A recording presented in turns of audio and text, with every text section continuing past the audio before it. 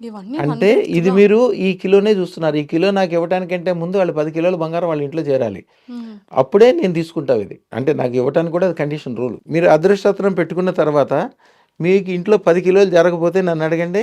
అంతే. 9 కిలోలు వచ్చిందనుకోండి, పదో కిలో నా దగ్గర ఫ్రీగా తీసుకెళ్ళండి. అంటే బంగారం కన్నా ఫస్ట్ నాకు మంచిగా ఒక సొంత ఇల్లు. 100% సొంత కళ్యాణాలు ఇప్పటికొచ్చి అంటారు. నా దగ్గర బండి కూడా లేదు. కళ్యాణాలు అంటారు. కళ్యాణాలు అంటే ఏంటంటే ఇల్లు కొంటాము, హ్మ్. పెళ్లి చేసుకోవటము, హ్మ్. ఒక బంగారం కొంటాము, హ్మ్. శుభకార్యాలకి ముందుకెళ్తాం. సాయం హ్మ్. చేయటం కానీ, మీ ఇంట్లో గానీ. ఈ శుభాలన్నీ గూడా అదృష్టం ఉన్న చోట తొందరగా అయిపోతాయి. హ్మ్. అది ఎంత పెద్దది కోరుకుంటే అంత తొందరగా అవుతది. మీకు తెలవకుండానే ఏదో పెద్ద అవకాశం వస్తది.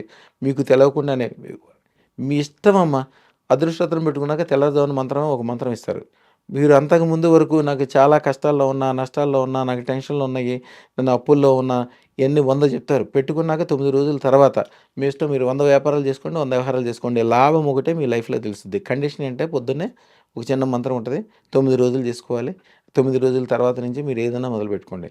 ఇక రాత్రిపూట చేసుకునేది నిద్రపోయే ముందు మీ కోరిక ఏదైతే కోరుకుంటారో అదృష్టరత్నం ఎదురుగుండా పెట్టుకొని, ఆ కోరిక తెల్లారేసరికల్లా తీరిపోయినట్టు ఫోన్ రావటమో, మనిషొచ్చి చెప్పటమో, లేపోతే ఆ పని ఎట్లా చేయాలో మీ మనసులోకి స్పష్టంగా రూపం రావటం అయిపోద్ది. 25, 30 సంవత్సరాల నుంచి ఉన్న పెండింగ్‌లు కూడా 9 రోజుల్లో కంప్లీట్ అయిపోయినట్టు నా దాంట్లో ఎంతమంది చెప్తారో నాకు చూడండి. వింటుంటే ఎంత ఆనందంగా ఉంది. అర్జెంట్‌గా నాకు పెట్టుకోవాలని ఉంది గురువుగారు. అర్జెంట్‌గా